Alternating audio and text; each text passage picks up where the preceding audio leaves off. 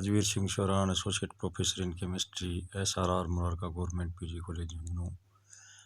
First of all, नमस्ते to all the BSc part first students. पिछले video lecture में हमने कार्बनिक यौगिकों का त्रिविम रसायन वाली यूनिट स्टार्ट कर रखी थी। स्टार्ट क्या, लगभग ख़त्म ही कर दी थी अपन ने, उसको यूनिट को फिनिश कर दिया था।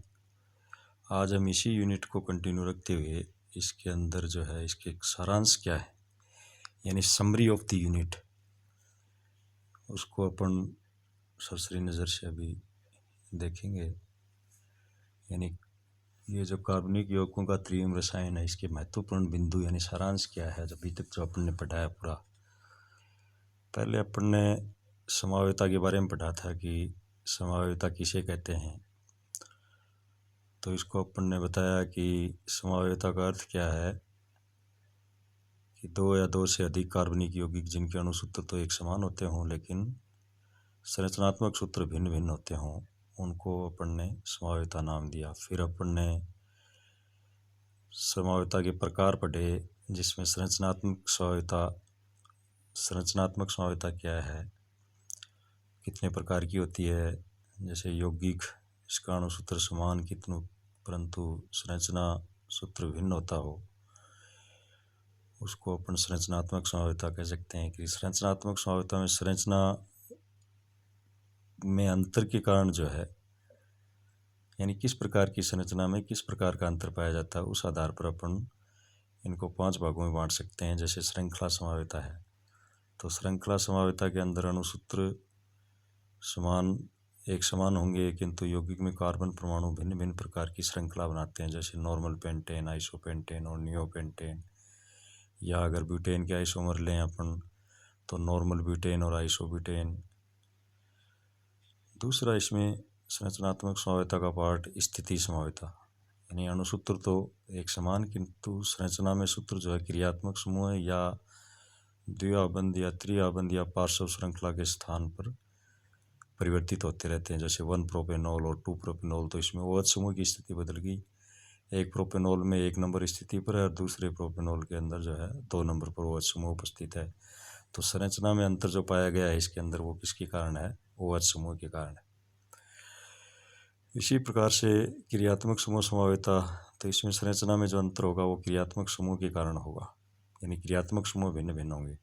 जैसे एक एल्डिहाइड ले लिया अपन ने, एक कीटोन ले लिया, इस प्रकार से। अगला प्रकार मध्यावयवता अपन ने पढ़ा, जिसमें क्रियात्मक समूह जो है भिन्न भिन्न अलगिल समूह जुड़ने की घटना होती है। जैसे 1 इथोक्सी, जैसे इथोक्सी एथेन है, और 1 मिथोक्सी प्रोपेन।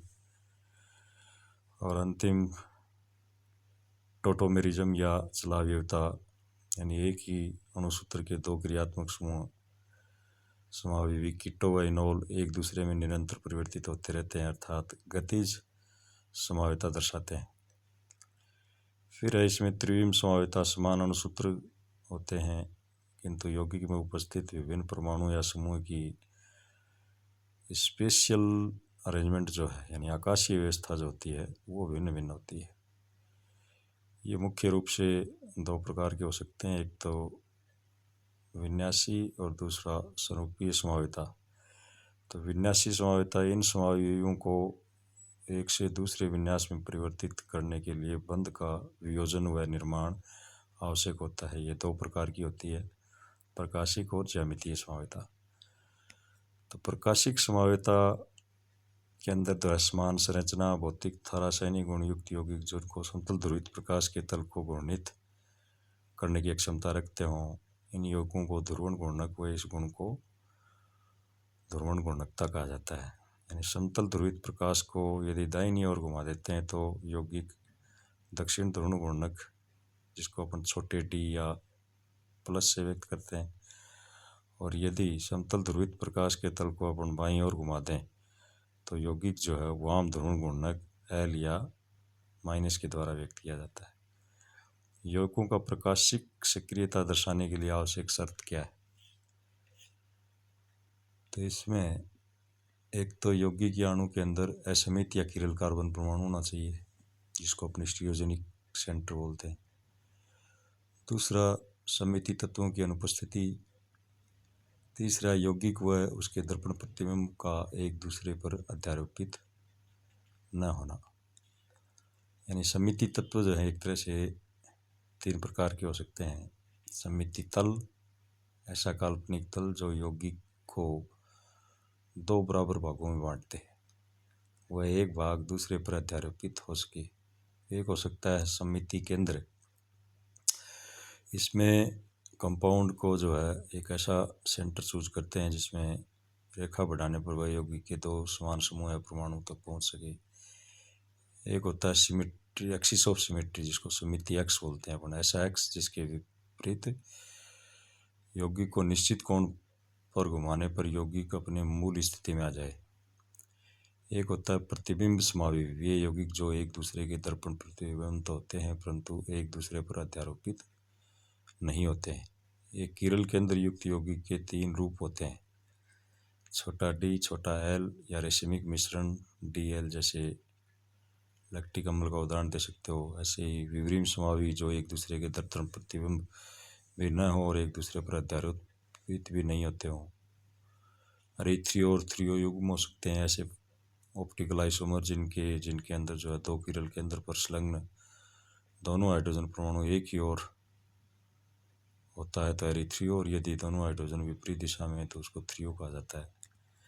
कैपिटल D और कैपिटल L नामकरण पद्धति किरल केंद्रों से संलग्न समूह में उच्चतम प्रायिकता समूह को सबसे ऊपर रखते हैं और इसके पश्चात यदि क्रम कम प्रायिकता समूह से अधिक प्रायिकता समूह दाईं ओर हो तो उसे कैपिटल D के द्वारा, और कम प्रायिकता से अधिक प्रायिकता वाला समूह बाईं ओर हो तो उसे कैपिटल L के द्वारा व्यक्त करते हैं।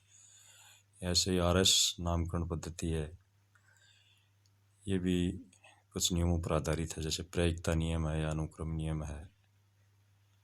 इसको अपन ने डिस्कस कर लिया पहले। रेशमीकरण है, वह प्रक्रिया होती है जिसके अंदर किसी भी ध्रुवण घूर्णक यौगिक को किसी ध्रुवण अघूर्णक यौगिक में परिवर्तित किया जा सके। यानी रेशमिक मिश्रण में 50% D व 50% L रूप होता है, जो ब्रह्म प्रतिपूर्ति के कारण ध्रुवण अघूर्णक होते हैं। रेशमिक मिश्रण का वियोजन D तथा L रूपों का पृथक करने की प्रक्रिया होती है। इसमें प्रमुख रूप से 4 विधियां हैं रेशमिक मिश्रण के वियोजन की, जिनको अपन ने डिस्कस कर लिया है। रासायनिक विधि, यांत्रिक विधि, जैव रासायनिक विधि और स्तंभ वर्णलेखिकी विधि। आणविक किरिलता, यानी जब अणु स्वतः ही पूर्णतः असमित होता हो तो इस गुण को आणविक किरिलता कहा जाता है। ऐसे अणुओं में किरल केंद्र जो है अनुपस्थित होता है और किरल अणु के दर्पण प्रतिबिंब एक दूसरे पर अध्यारोपित नहीं होते हैं, अतः ध्रुवण घूर्णकता दर्शाते हैं। उदाहरण के लिए बाइफेनिल वायलिन के व्युत्पन्न है। ऐसे ही ज्यामितीय समावयवता है, प्रतिबंधित घूर्णन से उत्पन्न समावयवता जिसमें समान समूह कार्बन के द्विआबंध के एक ही ओर हो सकते हैं या दोनों समान समूह विपरीत दिशा में हो सकते हैं। ऑक्सिम है, जैसे इसमें C+N पर यदि इलेक्ट्रॉन युग्म अधिक प्रायिकता वाले समूह एक ही तरफ हों तो उसको सिन कहा जाता है, और यदि इसी नाइट्राइल में इलेक्ट्रॉन व अधिक प्रायिकता समूह विपरीत दिशा में हो तो उसको एंटी समावयवी बोलते हैं। ज्यामितीय समावयवताओं के या समावयवों के विन्यास का निर्धारण किस प्रकार से करते हैं? भौतिक गुणों के अवलोकन के द्वारा, या डाइपोल मोमेंट जिसको बोलते हैं द्विध्रुवा गुण के द्वारा, या साइक्लाइजेशन मेथड जिसको चक्रीयकरण विधि बोलते हैं, या स्पेक्ट्रोस्कोपिक मेथड। इसी प्रकार से RS नोमेनक्लेचर के बाद आता है EZ नोमेनक्लेचर। यदि अधिक प्रायिकता वाले समूह कार्बन कार्बन द्विबंध की एक ही तरफ हो तो उसे Z से व्यक्त करते हैं, और यदि अधिक प्रायिकता वाले समूह कार्बन कार्बन द्विबंध के विपरीत दिशा में हो तो उसको E यानी एंटीजन से व्यक्त करते हैं। ऐसे ही कन्फर्मेशन आइसोमेरिज्म जो है, संरूपण समावयवता, कार्बन कार्बन एकल बंध के मुक्त घूर्णन से बने समावयवों को संरूपण कहते हैं, अर्थात वे समावयवता का संरूपण समावयवी कहा जाता है। जैसे एथेन के संरूपण है, आंतरिक और घर्षित रूप दे सकते हैं अपन। आंतरिक में बंधित हाइड्रोजन परमाणु अधिकतम दूरी पर होते हैं, अतः यह अधिक स्थायी होता है घर्षित रूप से। नॉर्मल ब्यूटेन के कन्फर्मेशन 4 प्रकार के हो सकते हैं, पूर्ण घर्षित, गॉस घर्षित और अंतरित। स्थायित्व का क्रम भी इसमें दिया है कि अंतरित ज़्यादा स्टेबल होगा, फिर गॉस, फिर घर्षित ज़्यादा स्टेबल होगा, और फिर लास्ट में पूर्ण घर्षित। ऐसे साइक्लो हेक्सेन के स्वरूपण ये 3 प्रकार के होते हैं, कुर्सी, नौका और मरोड़ी नौका। स्थायित्व क्रम कुर्सी chair conformation is more stable than और मरोड़ी नौका इज मोर स्टेबल दैन नौका। साइक्लोहेक्सेन में 6 एक्सीय कार्बन हाइड्रोजन बंध व 6 विषुवतीय कार्बन नाइट्रोजन बंध होते हैं जो एक दूसरे में अंतर परिवर्तित होते रहते हैं। ऐसे ही असमित संश्लेषण किसी सम्मित यानी ध्रुवण अघूर्णक यौगिक का रासायनिक विधि द्वारा असमित ध्रुवण घूर्णक यौगिक में बदला जाता है।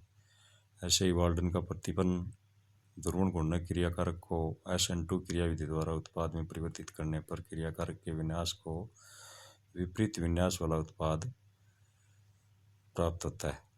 यह वाल्डन प्रतिपन्न होता है। ऐसे ही विषाण विन्यास का परिवर्तन हो सकता है। यदि अभिकारक व उत्पाद का विन्यास रासायनिक अभिक्रिया के पश्चात समान पाया जाता है तो इसे विन्यास का अपरिवर्तन कहते हैं। यह 2 प्रकार से हो सकता है, पड़ोसी समूह के योगदान के द्वारा या SNI प्रकार के प्रतिस्थापन द्वारा। SNI का मतलब सब्स्टिट्यूशन न्यूक्लियोफिलिक इंटरनल, ये अपन पहले डिटेल में डिस्कस कर चुके हैं। फिर इसमें कुछ ये आपको डिटेल में शॉर्ट आंसर क्वेश्चन टाइप दे रखे हैं। कुछ एक उदाहरण है, जैसे त्रिविम समाविता से क्या तात्पर्य है, समाविता को परिभाषित कीजिए, समाविता के प्रकार। ये कुछ एक बोर्ड एग्जाम यूनिवर्सिटी के जो अलग अलग यूनिवर्सिटी के एग्जाम में आए हुए क्वेश्चन है, तो इनको आप अच्छी तरह से प्रैक्टिस कर लेना। इसमें यौगिकों का EZ विन्यास दर्शाते हुए जैसे IUPAC नाम लिखना है, इनका EZ कॉन्फ़िगरेशन पहले दिखाओ, उसके बाद जो IUPAC नाम इनके लिखने हैं, तो इनकी प्रैक्टिस जो आप कर लेना। Thank you.